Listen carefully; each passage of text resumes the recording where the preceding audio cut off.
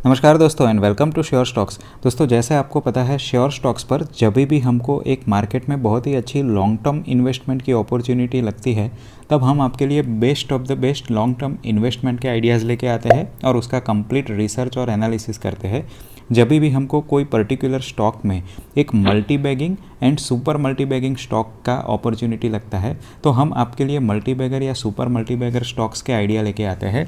एक recent example है दोस्तों, जैसे मैंने आपको 2 हफ्ते पहले न्यू जेन सॉफ्टवेयर का एक एनालिसिस रिसर्च करके दिया था और हमने बताया था कि कोई भी मल्टी बैगर या सुपर मल्टी बैगर स्टॉक को जब आपको आइडेंटिफाई करना है तो आपको देखना है कि क्या ये कंपनी में मैनेजमेंट अच्छा है, दूसरा चीज़ क्या सही में इसमें एक ग्रोथ रेट पास्ट में दिखाया है एंड फ्यूचर में ग्रोथ प्रोस्पेक्ट भी है, और तीसरा और बहुत इंपॉर्टेंट चीज़ है कि क्या पीयर्स के हिसाब से अभी भी आपको उसमें वैल्यूएशन एक अंडर वैल्यूएशन दिख रहा है, यानी कि क्या मार्केट ने अभी तक वो अपॉर्चुनिटी को पहचाना नहीं है। अगर दोस्तों ये तीनों कॉम्बिनेशन आपके बैठ जाते हैं कोई पर्टिकुलर स्टॉक में, जैसे हमने न्यू जेन सॉफ्टवेयर में किया था कि बहुत ही अच्छा ग्रोथ रेट था, बहुत ही अच्छा मैनेजमेंट था, फिर भी अपने पीयर्स यानी हैप्पीएस्ट माइंड्स जैसी कंपनी से के सामने काफ़ी अंडर वैल्यूएड वैल्यूएशन में वो ट्रेड कर रही थी मार्केट में। तो दोस्तों जब ऐसा मौका बनता है तब हमको एक बहुत ही अच्छा opportunity technical as well as fundamental parameters को कंबाइन करके मल्टी बैगिंग या सुपर मल्टी बैगिंग स्टॉक का मिल सकता है।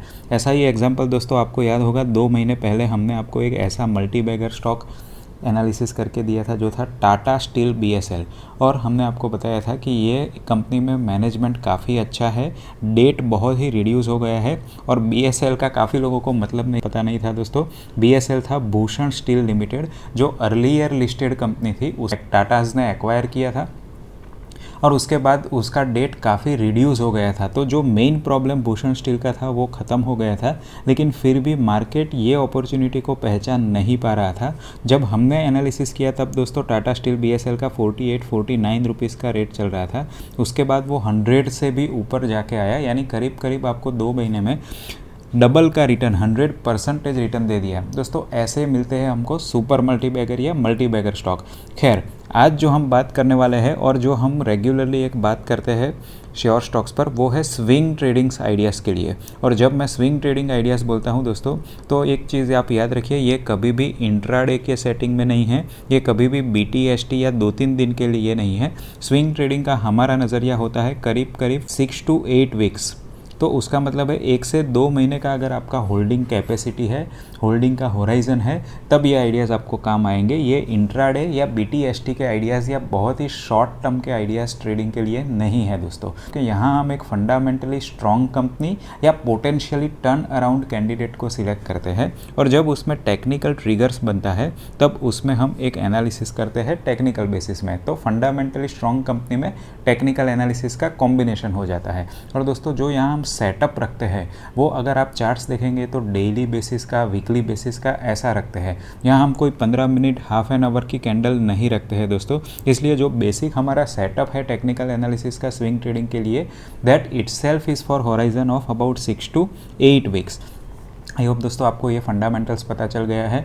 अगर आपको ये फंडामेंटल्स पता चल गया है तो हम आज के दिन के जो 2 स्टॉक्स हमने ढूंढे हैं, एनालिसिस किए हैं, बहुत ही अच्छा चार्ट पैटर्न उसमें बन रहा है, इंडिकेटर भी बुलिश इंडिकेशन हमको इसमें सजेस्ट कर रहे हैं, तो उसका एनालिसिस कर देते हैं। दोस्तों जो हमने आज 2 कंपनीज चुनी है, आप बोल सकते हैं कि ये दोनों पब्लिक सेक्टर बैंक है, और एक तरीके से जो चार्ट पैटर्न बन रहा है उसमें हमको इसमें लग रहा है कि ट्विन ब्रदर्स के जैसे काम कर रहे हैं, बिकॉज एकदम सिमिलरली यही चार्ट पैटर्न दोनों स्टॉक्स में हमको बनते हुए दिखाई दे रहे हैं। तो आपका एनालिसिस में जब भी ऐसे स्टॉक्स लाता हूं स्विंग ट्रेडिंग के लिए, इन्वेस्टमेंट के लिए, मल्टी बैगर स्टॉक के रिटर्न के लिए, तो अपना एनालिसिस खुद करिए दोस्तों।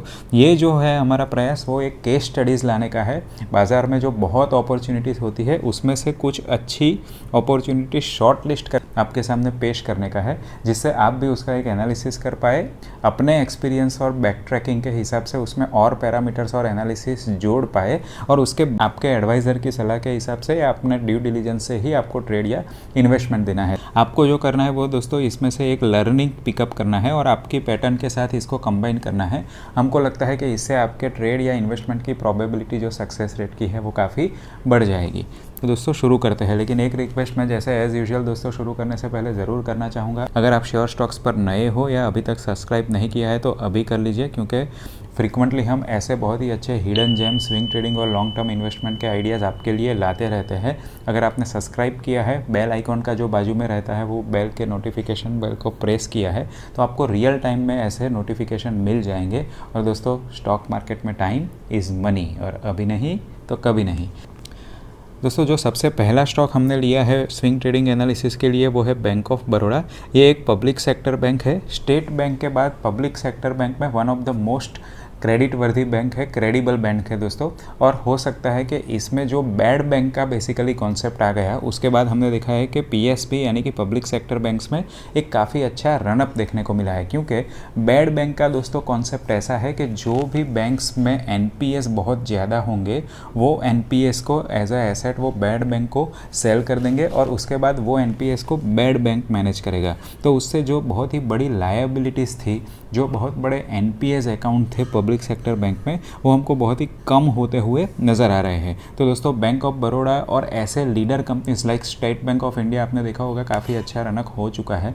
तो ऐसे बैंक्स को बहुत ज़्यादा फ़ायदा होने वाला है, apart from those bank who are going to be privatize like Indian Overseas Bank as well as Central Bank of India, जिसका हमने पहले एनालिसिस कर दिया है और उसमें आपको काफ़ी अच्छा रिटर्न भी स्विंग ट्रेडिंग के लिए मिल गया है अर्लियर। दोस्तों आज जो हम बात करते हैं बैंक ऑफ बड़ौदा के टेक्निकल चार्ट की, तो आप यहाँ देख सकते हो दोस्तों, मैंने यहाँ डेली बेसिस के पैरामीटर वाला कैंडल चार्ट ओपन किया है। यहाँ आप देख सकते हो दो पैटर्न आपको देखने को मिलेगा। एक है इन्वर्ट हेड एंड शोल्डर। दोस्तों अगर आप टेक्निकल चार्ट पैटर्न के बारे में ज़्यादा नहीं जानते हैं तो मैं आपको एक चीज़ बता देता हूँ, कोई भी पैटर्न, कोई भी इंडिकेटर्स आप लेते हो, आप एक ही चीज़ कंबाइन करते हो, एक ही चीज़ का असेसमेंट करते हो कि इसमें सेलर्स और बायर के फोर्स में कौन सा फोर्स ज़्यादा है।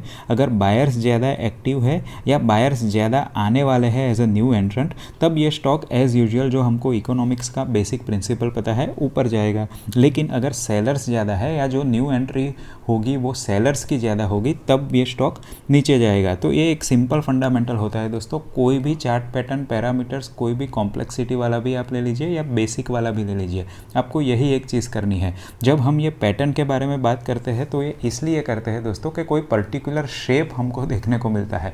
जैसे हेड एंड शोल्डर है तो एक आपको हेड दिखेगा, और बाकी जैसे अपने बॉडी में दो शोल्डर होते हैं तो हेड एंड शोल्डर का कॉम्बिनेशन कैसे बनता है, अगर आप उसको उल्टा कर देंगे तो उसमें मिलेगा कि inverted head and shoulder. Inverted यानी उल्टा। तो आप फॉर एग्जांपल मैं यही चार्ट में आपको लाइव एग्जांपल दे देता हूं। आप यहां देख सकते हो दोस्तों, अगर आप इसको एक ह्यूमन बॉडी के जैसे इमेजिन करें तो यहां आपको एक हेड मिलेगा और यहाँ दो छोटे छोटे शोल्डर साइड में मिलेंगे। तो लेकिन ये उल्टा है, इसलिए हम इसको नाम बोलेंगे इन्वर्टेड हेड एंड शोल्डर।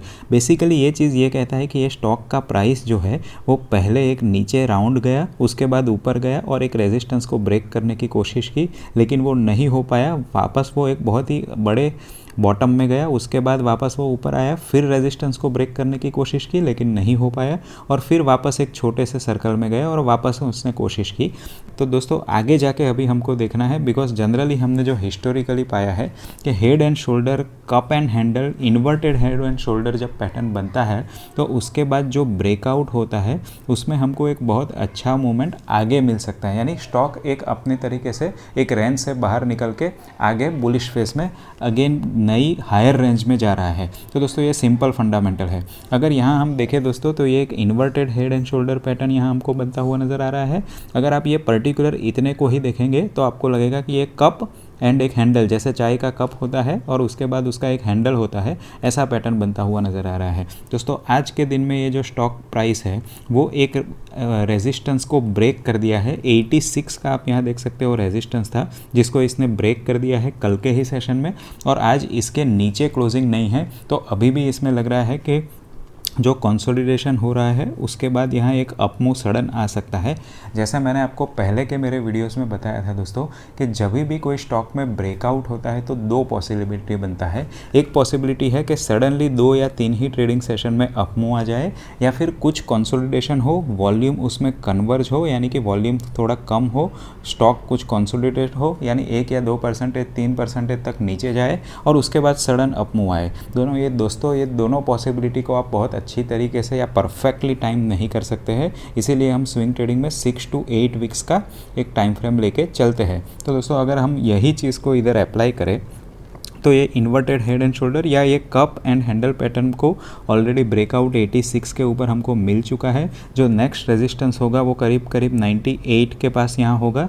तो ये स्टॉक हमको 6 to 8 वीक्स में 98 तक हेड करता हुआ दिखाई दे रहा है। अगर आप यहाँ एक शॉर्ट टर्म में यानी कि शॉर्ट टर्म में आप एक स्टॉप लॉस रखना चाहते हो तो हम यहाँ स्टॉप लॉस रख सकते हैं दोस्तों, जहाँ इसने एक छोटा सा यहाँ ब्रेकआउट दिया था और यहाँ जो बेसिस ये बार बार ले रहा है तो 84 के नीचे जाता है तो आप क्लोजिंग बेसिस में जाता है तो आप इसको एक स्टॉप लॉस के तौर पे मान के चल सकते हो। मैं यहाँ एक लॉन्ग टर्म के लिए ट्रेड लेने वाला हूँ, 6 से लेकर 8 महीने तक ट्रेड लेने वाला हूँ, तो यहाँ मैं स्टॉप लॉस नहीं रखने वाला हूँ। फंडामेंटली मुझे ये बैंक की क्वालिटी बहुत ही अच्छी लग रही है और ये स्टॉक बाकी जो पब्लिक सेक्टर बैंक्स है उसमें SBI के बाद मुझे सबसे बेस्ट स्टॉक लग रहा है, तो मैं इसको होल्ड करने वाला हूँ। लेकिन आप आपका एनालिसिस खुद करिए, ड्यू डिलीजेंस करिए। दोस्तों अभी दूसरा स्टॉक देख लेते हैं। हाँ, आपको इस स्टॉक में बाकी जो 2 इंडिकेटर मैंने दिखाए हैं वो भी बता देता हूँ। अगर ये देखोगे दोस्तों, मैंने RSI दिखाया है, रिलेटिव स्ट्रेंथ इंडेक्स। ये मैंने इसलिए दिखाया है दोस्तों कि ये काफ़ी लोग इसको ओवरबॉट एंड ओवर सेल के हिसाब से गिनते हैं। यानी अगर ये RSI का इंडिकेटर इधर तक टच हो गया तो ऐसा है कि बहुत लोगों ने यहाँ बाय कर दिया, अभी सेल करने वाले हैं। लेकिन जो मैं यहाँ कैलकुलेट करता हूँ दोस्तों RSI के हिसाब से, वो करता हूँ कि कितना स्ट्रॉन्ग ट्रेंड है। तो आप यहाँ देखोगे ये अगर ऊपर है, ये 50-60 के करीब है, तो इसमें एक स्ट्रॉन्ग ट्रेंड है। यानी जो ब्रेकआउट हुआ है वो ब्रेकआउट स्ट्रॉन्गर है, यानी कि वो ब्रेकआउट कोई डमी ब्रेकआउट नहीं है, रॉन्ग ब्रेकआउट नहीं है। दूसरा चीज़ आप कर सकते हो दोस्तों, जब ब्रेकआउट हुआ है तब का वॉल्यूम देख सकते हो। तो ये कैंडल एवरेज से ज़्यादा वॉल्यूम वाली है, तो हमको यहाँ ब्रेकआउट जो हुआ है वो कोई फॉल्स ब्रेकआउट नहीं लग रहा है, लेकिन इंडिकेशन मिल रहा है कि एक स्ट्रॉन्गर और रियल ब्रेकआउट है। तो स्टॉक की ऊपर जाने की प्रोबेबिलिटी थोड़ी हायर बन जाती है। हाँ, कोई भगवान ही दोस्तों क्लियर कट 100% प्रिडिक्ट कर सकता है। हमको जो प्रिडिक्ट करना पड़ता है वो अवेलेबल चार्ट और पैरामीटर्स के हिसाब से ही करना पड़ता है। कल उठ के अगर मार्केट में कुछ भी हो जाता है तो हम टेक्निकल एनालिसिस को ब्लेम नहीं कर सकते, क्योंकि बाकी सब जो चलता है वो पैसे के हिसाब से ही चलता है दोस्तों। जितना मनी फ्लो ज़्यादा है, मनी कोई पर्टिकुलर स्टॉक में फ्लो होता है तो वो अपने आप बढ़ता है उसका प्राइस। इसलिए हम यहाँ जो कर रहे हैं वो ओनली डिरीवेशन कर रहे हैं, डिराइव कर रहे हैं, बाकी सब पैरामीटर से कंक्लूड कर रहे हैं दोस्तों। ये दूसरा जो मैंने यहाँ पैरामीटर ओपन किया है वो है relative strength.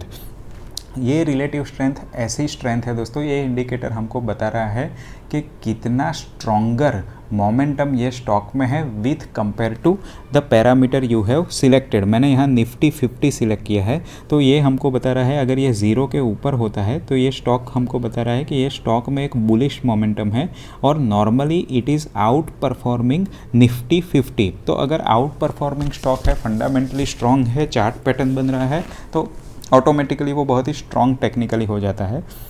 Out performing stock है, अगर निफ्टी 50 से आउट परफॉर्म कर रहा है तो हमको इसमें स्ट्रेंथ नज़र आती है।